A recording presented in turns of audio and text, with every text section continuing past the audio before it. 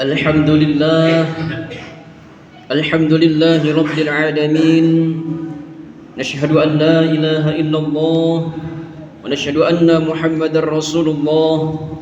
Allahumma salli wa sallim wa zid wa an'im ala abdika wa rasulika nabiyina wa maulana Sayyidina Muhammadin ashrafil anbiya'i wal mursalin wa ala alihi wa ashabihi ajma'in, amma ba'd. Faya ayyuhal hadirun rahimani wa rahimakumullah, usi nafsi wa iyyakum bitaqwallah, faqad fazal muttaqun. Qala Allah ta'ala fil ayatil ukhra mudzakiran bidzalik, a'udzu billahi minasy syaithanir rajim. Ya ayyuhalladzina amanu taqullaha haqqa tuqatih wa la tamutunna illa wa antum muslimun. Hadirin sidang jamaah Jumat rahimakumullah, bersyukurlah kepada Allah Subhanahu wa taala, dan marilah kita perbanyak salawat serta salam kepada Nabiullah Muhammad sallallahu alaihi wasallam. Apalagi di hari Jumat ini kita sangat dianjurkan oleh Rasul untuk memperbanyak salawat serta salam kepada Nabiullah Muhammad sallallahu alaihi wasallam. Dan marilah kita meningkatkan takwa kita kepada Allah Subhanahu wa taala. Takwa bukan hanya banyak bicara tentang agama, tetapi semakin takut kepada Allah ketika tidak ada yang melihat, semakin jujur ketika ada kesempatan berbuat curang, dan semakin mampu menahan diri ketika marah. Hadirin, hari ini 14 Agustus kita memperingati Hari Pramuka. Beberapa hari lagi tanggal 17 Agustus bangsa kita memperingati Hari Kemerdekaan Negara Kesatuan Republik Indonesia yang ke-81.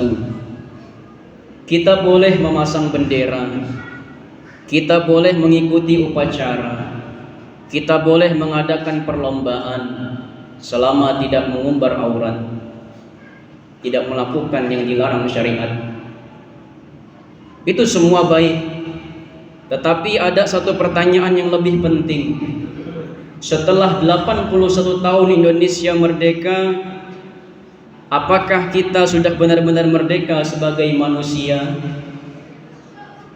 Sebab seseorang bisa saja hidup di negara yang merdeka, tetapi dirinya masih dijajah oleh hawa nafsu, dijajah oleh nafsu amarahnya, dijajah oleh gengsinya, dijajah oleh hutang karena gaya hidup, dijajah oleh gawai atau handphone, dijajah oleh judi dan pinjaman yang menjerat, dijajah oleh keinginan untuk selalu dipuji dalam kehidupan.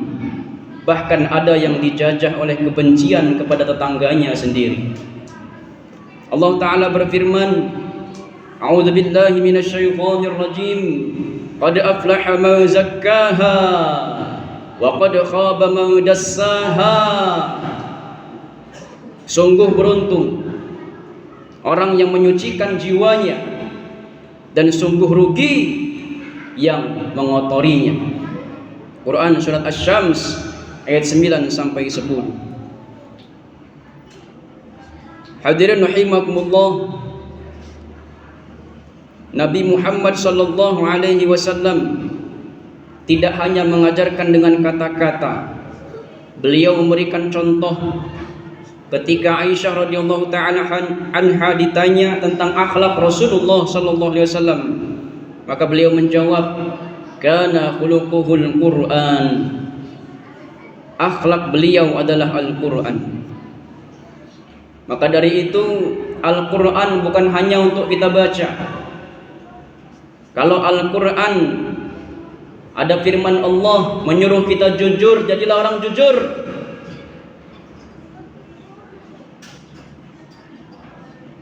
Oh ya, dalam Al-Quran kita diperintahkan jangan menggunjing, jangan menggunjing. Di Al-Quran kita diperintahkan jangan berpecah, jangan berpecah, jangan berselisih. Kalau Al-Quran memerintahkan kita adil, jadilah orang yang adil.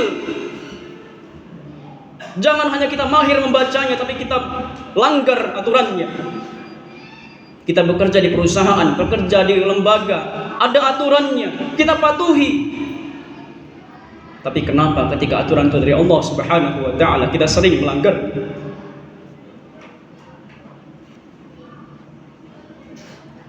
Kita sering bicara tentang masalah bangsa, korupsi, narkoba, judul, kekerasan, hoax, perpecahan, anak-anak yang kecanduan dengan HP-nya, orang tua yang sibuk sampai lupa dengan keluarganya, masyarakat yang semakin mudah bertengkar. Tapi mari kita jujur, masalah besar itu sering dimulai dari hal yang kecil.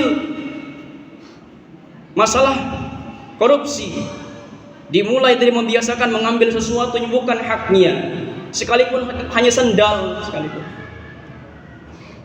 Hoax dimulai dari kebiasaan menyebarkan berita sebelum memeriksa kebenarannya. Perpecahan dimulai karena kebiasaan merasa kelompok kita paling benar dan orang lain selalu salah. Kerusakan anak kadang dimulai dari rumah. Anak diberi handphone agar diam, tapi tidak pernah diberikan perhatian agar tumbuh. Maka solusinya juga harus dimulai dari rumah. Yang pertama, hidupkan kembali keteladanan. Kalau anak kita ingin rajin sholat, maka kita sebagai ayahnya harus terlihat sholat. Kalau anak ingin baca Quran, maka kita sebagai orang tuanya memfasilitasinya untuk baca Quran. Kalau anak ingin jujur, jangan suruh ia berbohong ketika ada orang mencari kita. Bilang bapak tidak ada di rumah, padahal kita ada di rumah. Hadirin rahimakumullah. Kedua, kembali kepada masjid. Masjid bukan sekedar bangunan. Masjid adalah tempat memperbaiki manusia. Alhamdulillah di masjid kita sudah banyak program kebaikan-kebaikan. Mari kita berpartisipasi di dalamnya. Paling tidak kita menjadi jamaahnya. Kenapa kita hanya hadir di sholat Jumat saja? Hadirlah di setiap waktu ketika kita ada di rumah.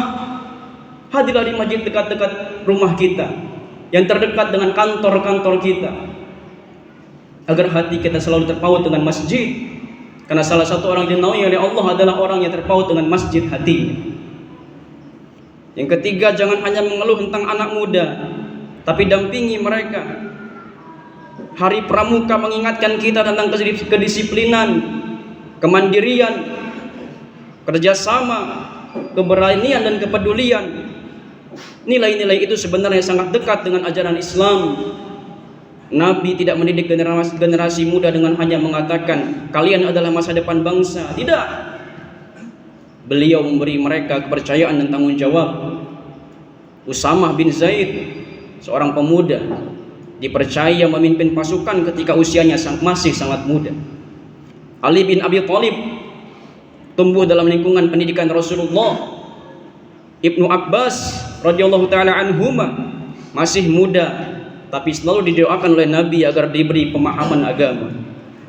Artinya apa? Anak muda jangan hanya dimarahi ketika salah, beri mereka kesempatan untuk benar. Kalau remaja hanya disuruh duduk dan mendengar, jangan sampai nanti generasi kita hanya menjadi pendengar, tidak menjadi yang melakukan kebaikan itu. Yang keempat, kemerdekaan harus melahirkan tanggung jawab. Jangan menuntut pemimpin kita untuk bersih. Jadilah kita sebagai warga yang bersih. Karena pemimpin itu cerminan warganya. Allah Ta'ala berfirman, Innallaha ya'muru bil adli wal ihsan wa ita'i dzil qurba wa yanha 'anil fahsya'i wal munkar wal baghi. Sesungguhnya Allah memerintahkan keadilan, kebaikan dan kepedulian kepada keluarga, serta melarang perbuatan keji, kemungkaran dan permusuhan. Quran surat An-Nahl ayat 90. Maka kalau kita ingin Indonesia lebih baik, jangan menunggu menjadi penjabat, Jadilah orang baik di tempat kita masing-masing. Kalau kita pedagang, jujurlah. Kalau kita guru, amanahlah. Kalau kita orang tua, didiklah keluarga dengan agama. Kalau kita jadi anak, hormati orang tua. Kalau kita sebagai tetangga, saling jaga. Kalau kita pengurus masjid, bekerjalah dengan ikhlas. Kalau kita sebagai pemimpin, berlakulah adil. Kalau masing-masing menjalankan tugasnya dengan benar, itu sudah menjadi perjuangan mengisi kemerdekaan. Hadirin rahimakumullah, mudah-mudahan Allah menjadikan kita pribadi yang merdeka dari hawa nafsu, keluarga yang kuat dalam iman, masyarakat yang saling menjaga, dan bangsa Indonesia yang aman, adil, serta diberkahi Allah Subhanahu wa taala. Barakallahu li wa lakum fil Qur'anil azim wa nafa'ani wa iyyakum bima fihi minal ayati wa dzikril hakim wa taqabbal minni wa minkum tilawatahu innahu huwas samiul alim. Aqulu qawli hadha wa astaghfirullahal azim li wa lakum wa lisairil muslimina wal muslimat wal mu'minina wal mu'minat fastaghfiruhu innahu huwal ghafurur rahim. Allahumma sholli ala sayyidina Muhammad asrofil anbiya'i wal mursalin wa alihi wa sahbihi wa tabi'in wa tabi'ina lahum bi ihsanin ila yaumiddin. Alhamdulillahi rabbil alamin.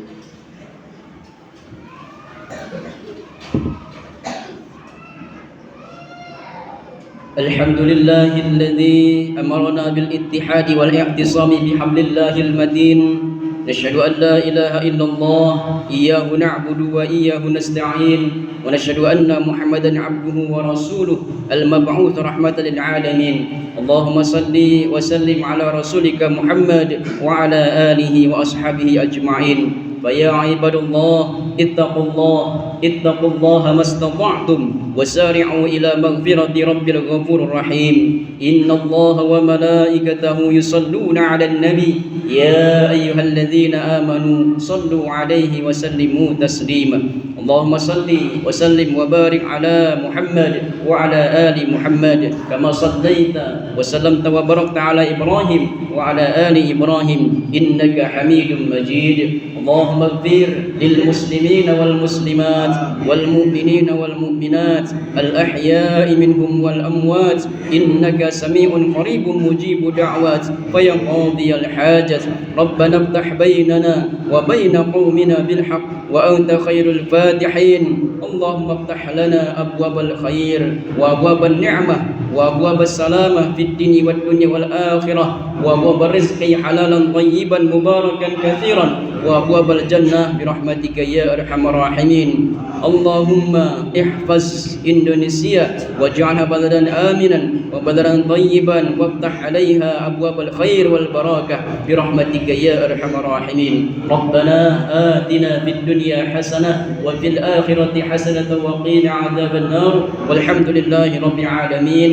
عباد الله إن الله يأمر بالعدل والإحسان وإيتاء ذي القربى وينهى عن الفحشاء والمنكر والبغي يعظكم لعلكم تذكرون. فاذكروا الله العظيم يذكركم واسألوه من فضله يؤتكم ولذكر الله أكبر. أقيموا الصلاة.